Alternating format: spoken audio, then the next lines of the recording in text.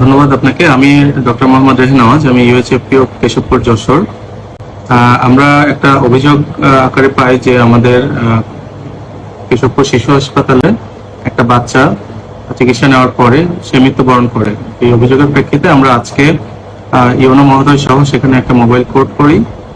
Mobile code করার পরে সেখানে আমরা বিভিন্ন অনিয়ম পাই, যে কারণে আমরা তাদেরকে সমস্ত কার্যক্রম বন্ধ রাখতে বলেছি এবং সেখানে প্যাথোলজি সহ তাদের যে অন্যান্য হাসপাতালের কার্যক্রম সেটা বন্ধ থাকবে।